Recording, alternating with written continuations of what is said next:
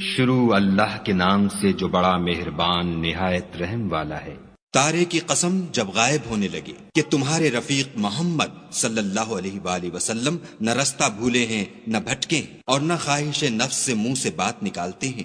یہ قرآن تو حکم خدا ہے جو ان کی طرف بھیجا جاتا ہے۔ ان کو نہایت قوت والے نے سکھایا، یعنی جبرائیل طاقتور نے۔ پھر وہ پورے نظر آئے اور وہ آسمان کے اونچے کنارے میں تھے، پھر قریب ہوئے اور آگے بڑھے تو 2 کمان کے فاصلے پر یا اس سے بھی کم۔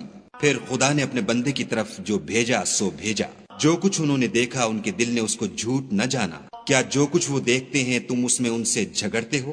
اور انہوں نے اس کو ایک اور بار بھی دیکھا ہے، پرلی حد کی بیری کے پاس، اسی کے پاس رہنے کی بہشت ہے، جبکہ اس بیری پر چھا رہا تھا جو چھا رہا تھا۔ ان کی آنکھ نہ تو اور طرف مائل ہوئی اور نہ حد سے آگے بڑھی۔ انہوں نے اپنے پروردگار کی قدرت کی کتنی ہی بڑی بڑی نشانیاں دیکھیں۔ بھلا تم لوگوں نے لات اور عزا کو دیکھا اور تیسرے منات کو کہ یہ بت کہیں خدا ہو سکتے ہیں؟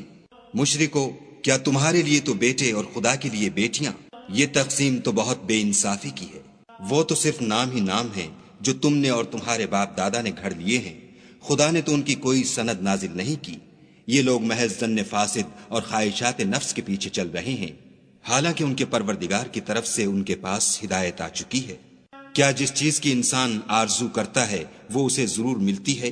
آخرت اور دنیا تو خدا ہی کے ہاتھ میں ہے۔ اور آسمانوں میں بہت سے فرشتے ہیں جن کی سفارش کچھ بھی فائدہ نہیں دیتی مگر اس وقت کہ خدا جس کے لیے چاہے اجازت بخشے اور سفارش پسند کرے۔ جو لوگ آخرت پر ایمان نہیں لاتے وہ فرشتوں کو خدا کی لڑکیوں کے نام سے موسوم کرتے ہیں، حالانکہ ان کو اس کی کچھ خبر نہیں۔ وہ صرف ظن پر چلتے ہیں اور ظن یقین کے مقابلے میں کچھ کام نہیں آتا۔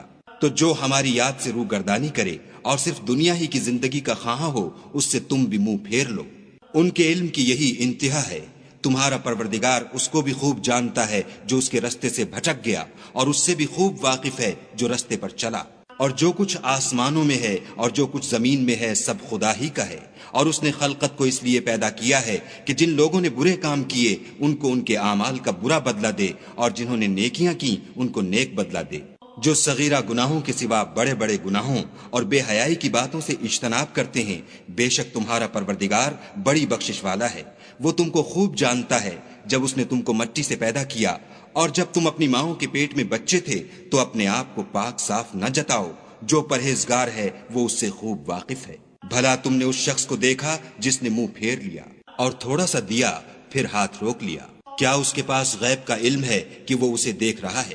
کیا جو باتیں موسیٰ کے صحیفوں میں ہیں ان کی اس کو خبر نہیں پہنچی؟ اور ابراہیم کی جنہوں نے حق اطاعت اور رسالت پورا کیا، وہ یہ کہ کوئی شخص دوسرے کے گناہ کا بوجھ نہیں اٹھائے گا، اور یہ کہ انسان کو وہی ملتا ہے جس کی وہ کوشش کرتا ہے، اور یہ کہ اس کی کوشش دیکھی جائے گی، پھر اس کو اس کا پورا پورا بدلہ دیا جائے گا، اور یہ کہ تمہارے پروردگار ہی کے پاس پہنچنا ہے، اور یہ کہ وہ ہنساتا اور رلاتا ہے، اور یہ کہ وہی مارتا اور جلاتا ہے، اور یہ کہ وہی نر اور مادہ 2 قسم کے حیوان پیدا کرتا ہے، یعنی نطفے سے جو رحم میں ڈالا جاتا ہے، اور یہ کہ قیامت کو اسی پر دوبارہ اٹھانا لازم ہے، اور یہ کہ وہی دولت مند بناتا اور مفلس کرتا ہے، اور یہ کہ وہی شعراء کا مالک ہے، اور یہ کہ اسی نے عاد اول کو ہلاک کر ڈالا، اور سمود کو بھی غرض کسی کو باقی نہ چھوڑا، اور ان سے پہلے قوم نوح کو بھی۔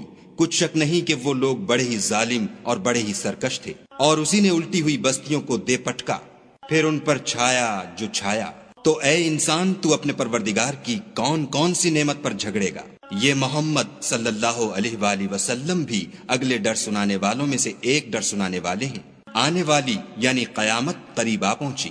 اس دن کی تکلیفوں کو خدا کے سوا کوئی دور نہیں کر سکے گا۔ اے منکرین خدا، کیا تم اس کلام سے تعجب کرتے ہو اور ہنستے ہو اور روتے نہیں، اور تم غفلت میں پڑ رہے ہو؟ تو خدا کے آگے سجدہ کرو اور اسی کی عبادت کرو۔